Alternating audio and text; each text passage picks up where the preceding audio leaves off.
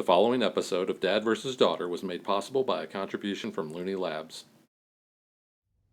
Hello and welcome to another episode of Dad vs. Daughter. I'm Tim the Dad. I'm Megan the daughter. Are you ready to boldly go where no one has gone before? Sure. Because obviously we're playing a Star Trek game. I have my little Captain Kirk here. I have Chekhov. And I also have a Star Trek shirt on. It's the only Star Trek shirt I actually own. But what are we playing? We are playing Star Trek Chrono-Trek. This is from Looney Labs. Yeah, this is very similar to their Chrononauts game, except with a Star Trek theme. So this is jump right into it at warp speed.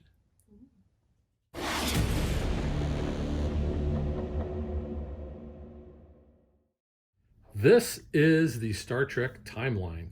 We are going to start with life begins on Earth, but I guess that wouldn't have to be necessarily Star Trek. And we are all the way down here to temporal anomaly has not yet begun. And that's going to come into play. Certain things happen, but we'll talk about that later. But first, let's talk about characters. So we have a whole stack of the Starfleet identity file. You can see a lot of those cards. Those are broken out into 4 different, would you call them levels? Yeah. I guess. Levels of difficulty, I would say. Yeah. So I'm just going to show you a sample here. So this shows you what level. So Captain Kirk is a level 1. And it might be best to describe this in kind of terms of flux. It's how you taught me, and it made a lot of sense, kind of. Think of your character cards as your gold cards, except that they're not going to change like they do in Flux. And the rules are not going to change. Well, your character could change. Your character, actually, yeah, it could change. Your parents could never meet. Yeah, that does happen. But we're going to get a little ahead of ourselves. But what you see here are the win conditions that you need if your character is Captain Kirk. You need to have the Khitomer Accord signed. You need Junior Lieutenant Picard assigned to the Enterprise D. And you have to have the Humpback Whales artifact. Artifacts are kind of like keepers. And you'll notice they are the green cards. Those are going to go in front of you. And if you're familiar with Flux, I think a lot of this is really going to click for you. You'll notice that we have this one here is in blue, but this one is kind of a yellowish color. That's because certain things are going to happen and they're going to flip things, but kind of getting a little ahead of ourselves. So that's a level 1. Then here is a level 2, and you can see we have Khan. And his not Benedict Cumberbatch, though. Not the Benedict Cumberbatch. No, it's the Ricardo Montalban. Welcome to Fantasy Island. Yes. So it's senior. It is senior. Impossible. Yes. So you can see here are his win conditions. Really, between 1 and 2, they're not that big of a deal there. Then we have Worf. He is a level 3, and again, he wants the Khitomer Accord signed, but he wants 2 of those artifacts. He wants Phaser and Prune Juice. Gross. Yeah. Well. He thinks it's like the drink of heroes or whatever. And then we have a level 4. We have showing the Romulans here. These maroon colored backgrounds, these are what are called fractures. And those are generally bad things to have happen on the timeline. So you can see on their card, they can have this fracture, which is the atomic wars scorch the Earth, or the doomsday machine destroys Earth, or the whale ship blasts Earth, and they want Romulan ale. Wild bones, this is illegal. So there are actually 8 characters for each of the 4 different levels.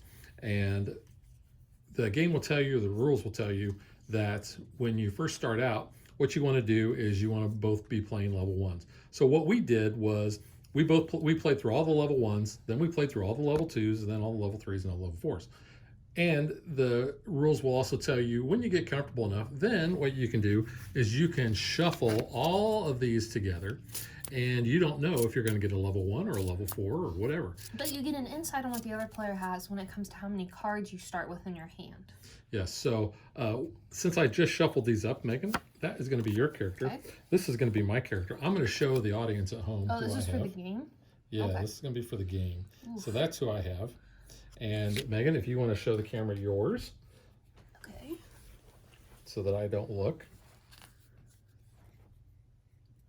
I'm also going to make a confession. I haven't seen a lot of Star Trek other than like the new movies, so I don't know who 90% of these people are or what the events are in this game. And I apologize to actual Trekkies that are probably watching this and like, she's so stupid. But it has been a great opportunity for me to kind of share that, because I've been pulling up clips on YouTube and saying, hey, this is what this actually means. But yeah. So now we're going to talk about the timeline here, because the timeline is where everything happens. We have two different types of, actually we have three different types of cards here. We have these blue cards, which those are called anchor points, and special cards have to actually make those flip, like an event card. When you draw an event card, you play it immediately unless it's in your starting hand, and you just discard it and draw new. Yeah, and it's going to say flip the latest anchor point. So that is that one way down there. But yeah, and then they have a little bit of flavor text here. But yeah, that's what's going to happen. And if you flip over all of the anchor points and you get all the way back to here, Life on Earth begins, and you flip that over, you'll see that it says chemicals in a puddle of goo fail to react to form life. You all lose unless you're Q. Or if you have a special card that lets you win that. So that are the blue cards. The purple cards, or the lavender, I guess, sure. These are called linchpin cards. Now, these are basically events that are going to happen in the timeline. You can see Edith Keeler killed by car. This one gets flipped so many times. We like to kill her a lot. And you can see peace activist dies after stepping into the path of a speeding motor car. And you see the little truck there. These numbers here represent the other type of card, which are called ripple points. And it's going to tell us that if we flip this over to the other side, Edith Keeler almost died. She didn't die. Peace activist pulled from the path of a speeding motor car by a mysterious stranger. Probably the guy that was in love with her. The guy that's in love with every type of girl that he passes. And you'll see the numbers are the same. But you'll notice that this icon down here is red and it has a little hatch mark next to it. So what we're going to do is we would look and we would flip A3, A5, and B5. B5 has a special condition, though. Also, along with some of these other cards. This one says you have to have 2 or more of these ripple points flip to the red side. Or sorry, the linchpins flip to the red side before you flip this ripple point. So right now, there's only one linchpin that's red out of these 4. If we would happen to flip, say, the bell, then that one would turn over. Yeah. And when we flip these ripple points over, it will tell us, it says it flips if this truck basically flips over. So you'll see that on this side it's red and it's got that hatchet mark. On this side it's black and it has no hatchet mark. Plus it also has the year on there, so it kind of helps you determine where this is at in the whole timeline. We've played this so much now that we kind of know where everything is at. So that's what's going to happen when you flip over linchpins. You're going to have a ripple effect throughout the timeline. Now, some of the conditions, like I showed you before, want that to happen. Others, you're going to have to get those flipped back because you need the other side in order to satisfy your win condition. So there are a bunch of different types of fractures, and we have these little player aids. They're double-sided, and they're going to show you all those. You can easily now find those in the timeline based on the icons that they show. So you got Atomic Wars, Pandemic, Terran Empire, and so on. But those cards are going to come up, and they're going to look like this. And you can see it says fracture. It gives basically the star date on there. Federation assimilated by the Borg. Federation forces proved no match for invading fleet of Borg cubes. You can see down here it says it's playable only if 2365 is on the normal side, which is that card right over there, and the heart on 2327 is flipped to the red or hatchet side, which is right there. When these are on the board, as long as you meet that condition, then you can play this, and it, like I said, tells you the star date on there. So 2366 is right here.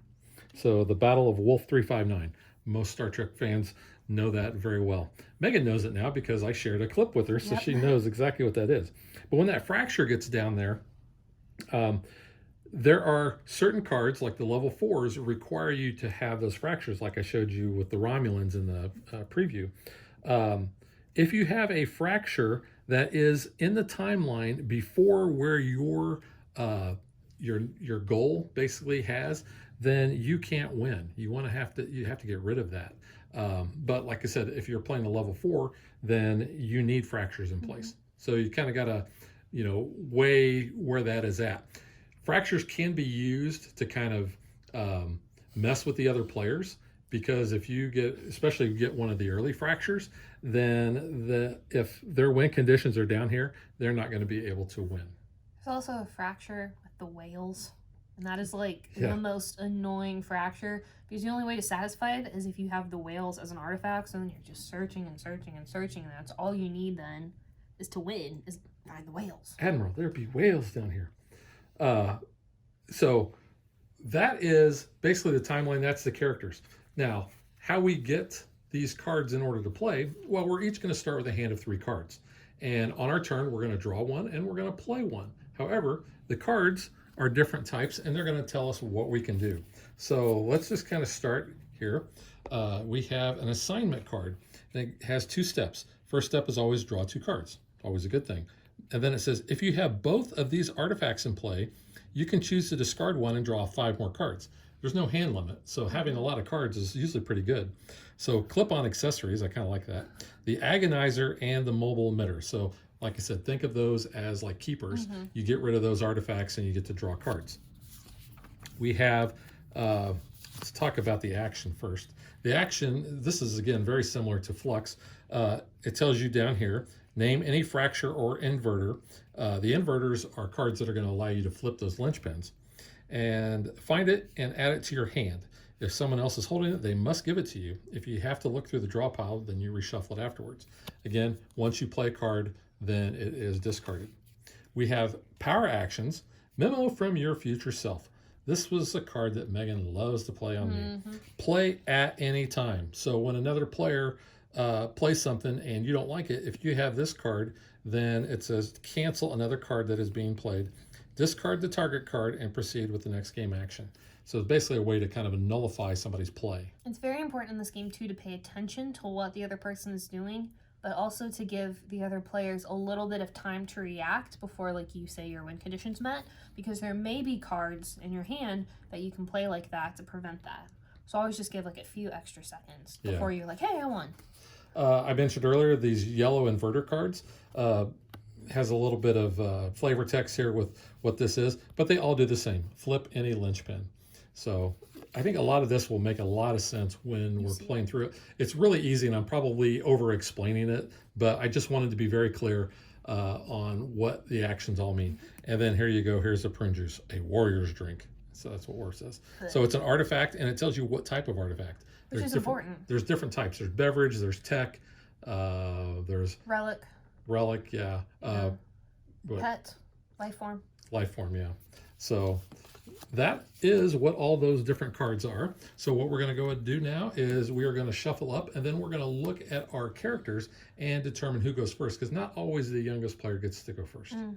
Okay, I have a level 4 character. I have a level 4 character. So because we are the same, the rules say that essentially whoever was the last person that watched a Star Trek episode gets to go first. Which is always going to be you. That would be me. You have it on all the time on Tubi. Pluto. Pluto, that's Pluto. Love me the Pluto. Now, let's say I had a level 4 and Megan had a level 1. Then what happens? You could get another card, and I would discard cards. And you do not have to play a card. If you draw a card and you decide not to play a card, you can draw 1 extra card. But I am going to play an action. I'm going to play the Chrono-Transporter. It says, name any artifact, find it, and put it in your hand. I want Romulan Ale. It's illegal. So basically what Megan and I do is we take half the deck and we just start looking through until we find that, because I'm assuming Megan did not have it since... Boom. Okay, so then we shuffle the deck back up. That's going to go in my hand, and it says if someone else is holding it, they must give it to you. If you have to look through the draw deck, reshuffle it afterwards. So we just throw the cards down there. That goes to my hand, and now it's back to Megan. Megan now knows what card I have in my hand. Yep. I'm going to use the inverter, the slingshot effect. So flip any linchpin. I would like to flip Stardate 2161, which is over 2161? Yep. So actually, that's a lie. I don't want to flip that. I want to flip. Oh, kill her. You want to kill her? We always kill her. Why Man, not? she dies so many times. That's the date I need to. I get that confused sometimes. I'll be like, oh, I want to flip this. Be like, no, I have to flip. for the butterfly So effect A3, art. and that That one one doesn't won't flip flip yet. But it is very Now I just good with the telegraphed my iconography because you can really spot where everything is at that Yeah. flips. Okay. So my turn. I'll play my Romulan nail down. Okay. I'm going to play Orb of Time Relic, which counts as an inverter on my next turn. If you discard it. Yes. Okay. I'm just going to play an assignment, a toast to the captain, and I am just going to draw 2 cards. I do not have the other artifacts. So. Okay.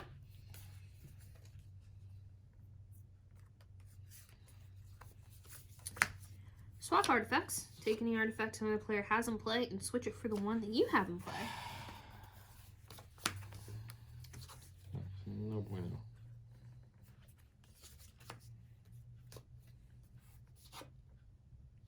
But now I gave you an inverter, so that might be good. Well, I don't know about that. Okay. Well, I'm gonna play the Warp Factor 3. I'm gonna draw 3 cards, add them to my hand, and then play another card. So 1, 2, 3. So I did get an event, and I did draw my extra card for that. So we flipped the latest anchor point. So we did that. And now I still have to play another card. I will play the inverter, the time pod.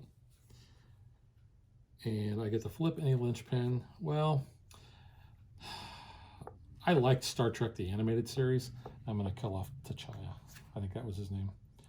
Despite heroics of his pet Sayla, Spock is killed in an attack by a Lamatra during his Kaswan ordeal. I'm probably saying that, but yeah. So B8 was flipped. Now the Doomsday Machine destroys Rigel. Rigel. Or Rigel. Don't know who that is. Like Nigel. Okay. Fracture happens. All players must reveal all fracture cards they are holding. Any that can be played must be played immediately. All others are to be discarded.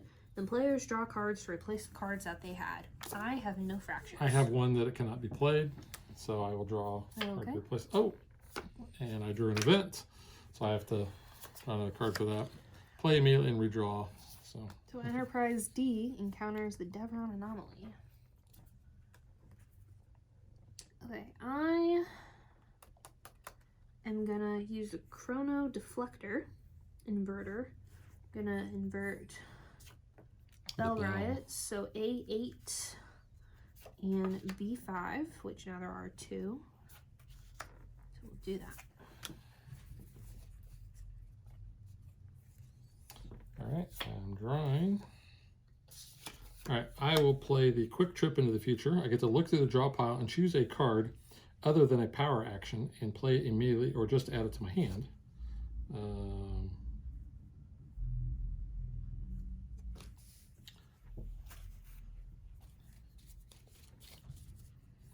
Give this another shuffle. And that one's going to go in my hand, and I will discard that.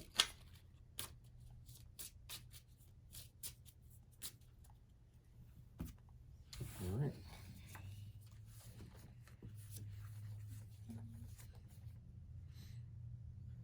I am going to do the assignment and just draw 2 cards, so I do not have those artifacts. Okay. Draw a card.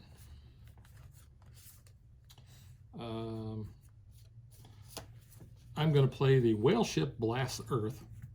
This is Star Trek 4. If no one has whales in play, I get to place this over 2289. So that's my turn. You suck. Dang whales. And if I didn't mention it before, you can only win on your turn. So if you start your turn and you actually have all the conditions met, you just say, I won. Yeah. If you actually have to do something on your turn, you have to wait for the other person to, or the other players to respond. Yeah. And then you can say, I won. All right, I'm gonna do Orders from the Future. Draw 2 cards out into your hand and then play them. Let's see.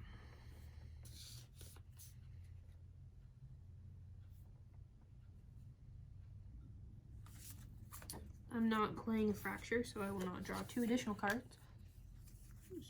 We're going to do a discontinuity. All players pass their hands to the player next to them. You decide if the card to pass left or right. Nope. Do not pass your ID card. Nope. Not doing that. Poop. All right. You good? Good. All right. I'm going to play Get There First. Steal any artifact any player has in play and put it in front of you.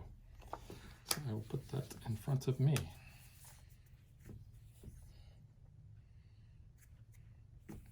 I've given Megan sufficient amount of time, and I will flip my card and say that way too much time. I won. I had the Romulans, which when you made me discard that one, I had the Doomsday Machine destroys Earth, but I have the Whale Ship Blast Earth, and I have Romulan Ale. I told you when we filmed I would lose. You did. So, I guess I get the... What kind of trophy does Star Trek have? I don't know. I think I just get to captain the Enterprise. You passed the Kobayashi Maru. Oh.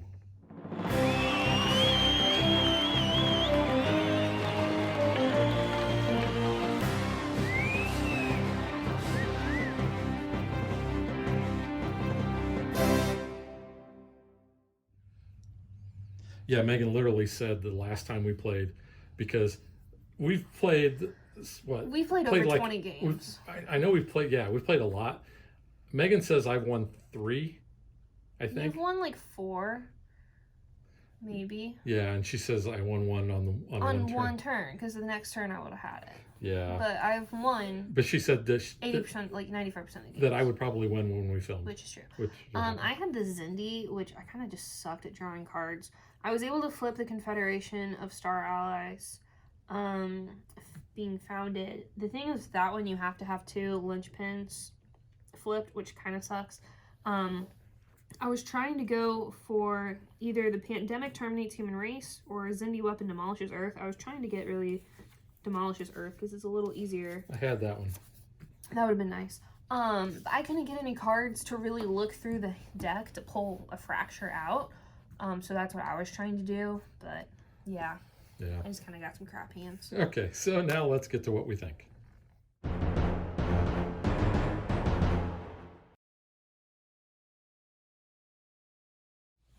So I think as the, I don't want to say the Trek expert, because I'm no way an expert. But you're the Trekkie expert in this house. I am, because I've watched Star Trek since I was a real little kid, starting with the original series in reruns. I've really enjoyed this game. I do too, and I don't even know a lot about Star Trek. But it obviously would make it more enjoyable if I did. But that's kind of been the fun part of this, because as we've played, like the Battle of Wolf 359, or something else comes up. Like, what was it? Last night, I think I showed you the clips. You showed me that. Of Edith Keeler showed me Q with his mariachi band. I love that scene. You've shown me bits of the Whale movie. Yeah. With them trying to swear, which is very entertaining. I showed you this last night too. Yeah, the animation. From the animated series. So this covers, from a Star Trek standpoint, it covers the original series, it covers the animated series, it covers Next Generation, it covers Enterprise, it covers Deep Space Nine, and Voyager. And the fact that you have Khan as one of the characters, he was in the original series, but the picture that they actually used in the identity file is from The Wrath of Khan, Star Trek 2. Mm-hmm. But I think from a Star Trek fan standpoint, I've really enjoyed this. Like I said, this is kind of, I guess you could call it Flux's older brother. Yeah, in the, like we said, the character files, being a gold card, it definitely matches up when you're really looking for artifacts as kind of your keepers. Because I had a Captain Archer, and then I had to get the dog, and I didn't even know Porthos was the dog's name, because I don't know anything about that Star Trek. I pretty much know Next Gen and original series. I haven't watched anything else. Yeah, and then the new movies, obviously. And I will say, some of these people I had to remember who they were. I didn't know who this guy was from the Tribble episode, because he was, like a Klingon spy, so that's why his stuff is around the Klingons. The founders, I had to go back and look them up because I hadn't remembered. They're basically the changelings from Deep Space Nine, 7 and 9. Cyrano Jones, there's another Tribble one there. Gary 7, I showed you the clip from Gary 7. Yeah. Let's see, whoops. There's Cisco, who you had the other day, Mr. Spock. Yeah. There's Jonathan Archer. That's from Enterprise. Yeah, I didn't know who he was. And I had to look up this guy. This is Matt Fuhrer, who does one of the voices from Hercules, Pain or Panic. Oh. I don't remember which one, but I watched that thing. That's how I knew what that pod ship was. Mm-hmm. Then of course there's Q.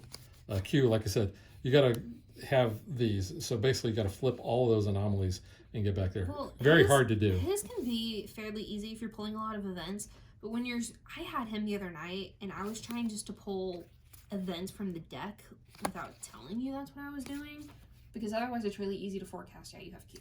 That is true, but I think there's a good variety of the characters. It's not just like original series or next gen. It's all of them. And you know, my biggest complaint when I first looked through these was, no Riker. Where is Riker? There is no Riker. Well, Riker. Uhura. Well, that is true. I was expecting her.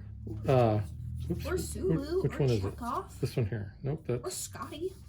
Scotty. I expected more from the original series. And you only have 3. Where's that? What? Where's where he takes over the Melbourne? It's over there. I thought it was. That's Shelby. Oh, there it is. Yeah, Riker takes command of the Melbourne, which actually gets destroyed at Battle Wolf 359. Shelby becomes first officer of Enterprise D. So I guess that's why Riker's not a character card, because he is represented here in the timeline. Although, you know, you've got some of the things with Cisco and Dax and all that. But yeah, that's not a real big issue. Let's talk about the art. So the art is a little different. It's not more cartoony, but it's kind of, I don't know, like what the right art style word is for it. And it's not bad. It works. I mean, you can use, you know, cast photos easily, but I think it kind of works kind of like in the flex standpoint where it is kind of like that cartoonized style. Yeah, and I think, you know, to be cost effective, I do like the amount of different types of artifacts that they pull from. I mean, I like there's the flavor text, even though I don't get some of it. Yeah, it's good to have. It's blue because it's illegal, or is it illegal because it's blue? I don't know. But I do say Romulan ale. Bones, you know, this is illegal. Every game. Yeah. The iconography is wonderful, and as we played more games, it was so much easier to pick up on which cards we were flipping, because it's very big, so it's very easy to see. They do tell you, you know, as well next to it what number corresponds to it. But it's very simple to go, I need to flip this ripple point for my objective, so I know I need to look for the heart. So it's very easy to glance and see what you need. Yeah, and I think they did a good job of sprinkling in, you know, from all the different shows.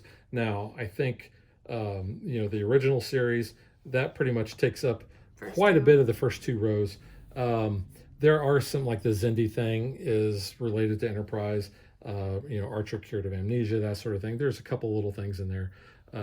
But, you know, I think, like I said, if you're a Star Trek fan, you're going to recognize a lot of this. And you, not really being a Star Trek fan and not knowing this, I've learned. You did learn, and it didn't hinder you from liking the game. Which is ironic, because of the Star Trek games we've played, I've really taken to them, and I've really gotten into them and like wanted to play them, and my knowledge is very limited of the Trek universe, so it's very interesting. Yours is more of, you know, seeing mine is pictures. The new movies with Chris Pine, because I like Chris Pine.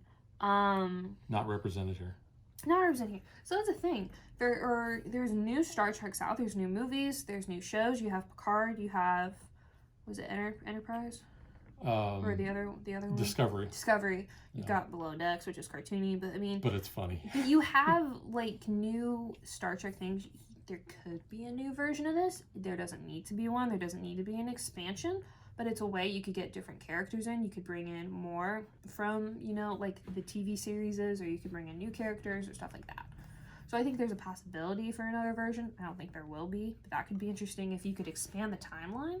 But like that could be something. You know, this is choice bits, so they could. Yes. There's so much in the Star Trek lore that they could easily do another one if they wanted to. I mean, they chose like the highlights of probably what people think are like the best episodes and movies to kind of reference. Yeah, I mean, like because you got like the best of both worlds there, and if you're a Trekkie, I feel like you're gonna know it. I was just happy to see Tribbles because I like the Tribbles. You know the Tribbles. I do know the Tribbles. So gameplay wise, like I said, this is Flux's older brother. If you have an aversion to Flux, because I know a lot of people don't like Flux, I think you're going to have a. I think you're going to like this because it doesn't suffer really. At least we have not noticed it's suffering from. Oh, this game goes on and on and on. There was one game we just said, "Oh, this one's taking longer," and I think it was when we got to like the level 3s. We're just like, oh, it's taking us a little bit longer to get some of these objectives done. But we weren't like, man, this is a long game. Like, just hurry up, like you can in Flux. We were also kind of figuring out better strategies too at that point, we were because getting a little thinkier. You don't want to tip your hand to what you're trying to do. No. Plus, you want to be able to. Screw that neighbor. Well, I mean, that's a goal for me. Yes and no. I mean, like putting the fractures out, that slows the other person down while you're trying to get your stuff, especially if you think that they're pretty close to winning, unless they have a level 4. But at that time, we were not playing with level 4s yet, so we knew that going in. Would I recommend this using the same levels all the time? No, I don't think so. But I think it's a good way to learn. If doing what we did, playing through all the level 1s and then playing through all the level 2s, I thought that really helped us. And then we played several games where we were mixing it up.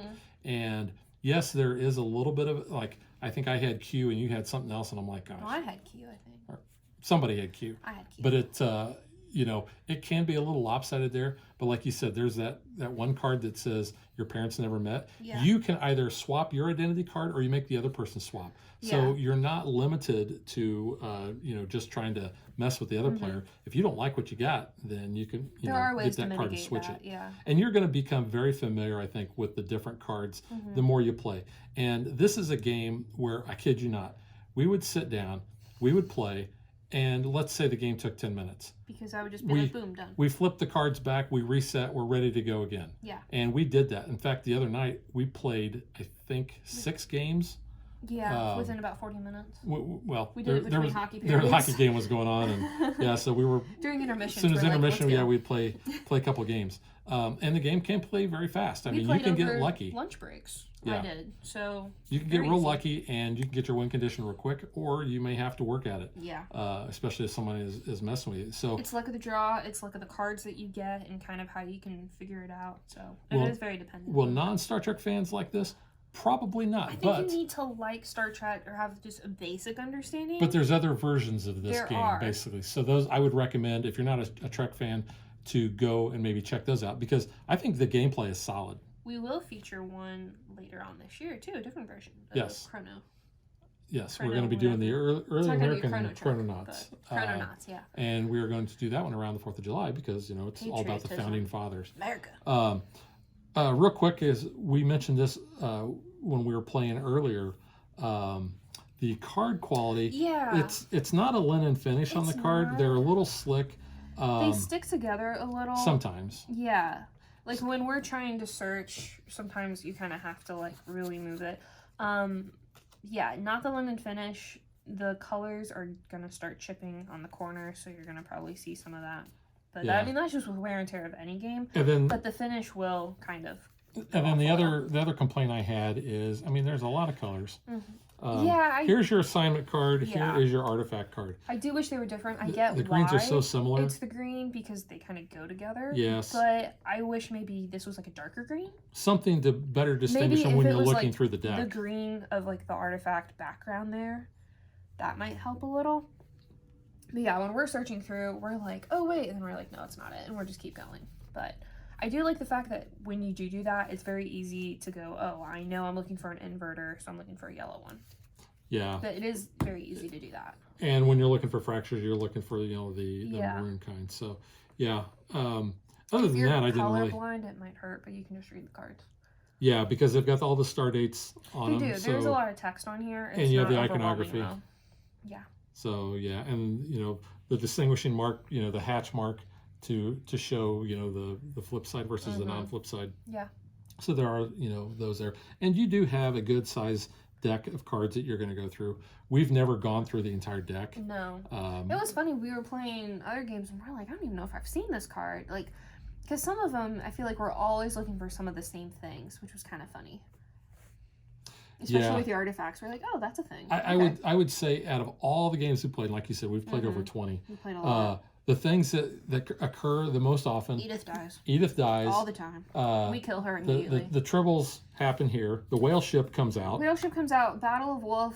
Wolf 359, That that happens. happens a lot. Looking for beverages of some variety, whether it's some Earl Grey or Romulan ale. Yeah, and That comes up a lot. And if you want to see all of these cards up close and personal, as well as the character cards, I made a little video that I shared out on our Facebook page that kind of shows that. So you can look those there, at your leisure if you're interested. But yeah, this, and because the box is very small, so it's easy to throw in your bag when you're going to game night or on vacation. You do just need some table space. This isn't like a little play it on the airplane type travel game. Yeah, you can do that. You do need a good sized table just to spread it out and then for everyone to play. But it's not bad. I mean, if you have a normal size like kitchen table wherever you're traveling, or like the little table in a hotel room, even maybe might work for this, or the desk. And setup is actually pretty quick You can play it because on the bed. this is always going to be in the same order. Yes. So you sorted them out. When I first opened it up, I'm looking at the cards and I'm like, oh, well, these are these types of cards. So I'm gonna put these over here, and then not realizing that I reading the rules messed it all up. But that's okay. Yeah. But no, if you have a Star Trek fan in your family, you're looking for a gift. This, I think, and he is a gamer, or she is a gamer. Yeah. Or, they are a gamer. They are a gamer. Then this would be a great gift, I think. It's fairly easy to pick up. 2 to 6 players is 11 and up. I mean, I think if you're familiar with Flux, this is fairly easy concept to just kind of add on to. And it says it's 2 to 4 players ages, 11 up. That's what I just said. 15 to 45 minutes. Our Depending longest on the game game. didn't even come close to that. I think maybe it was 25, maybe. I know it didn't make a half an hour. No, it was not half an hour. But like it balanced out because the other game we played before, it was like 10 minutes of that because we were just like boom, got it. I think it was 5 and you beat me. Yeah. Yeah. So. But I do have the record on this game. Yeah, you have definitely beat me a lot more than I've beaten you at this. But no, I recommend it. I've really enjoyed playing it. You too. All right, so that is Star Trek Chrono-Trek, and we will catch you guys next time. Bye. Live long and prosper. Thanks for watching our video. We hope you enjoyed it. And if you did, click that like and subscribe button. You can also follow us on social media like Facebook and Twitter at DadBeDaughter. And if you like what we do and you want to support us, you can visit our Patreon page. So thanks for watching. Thanks.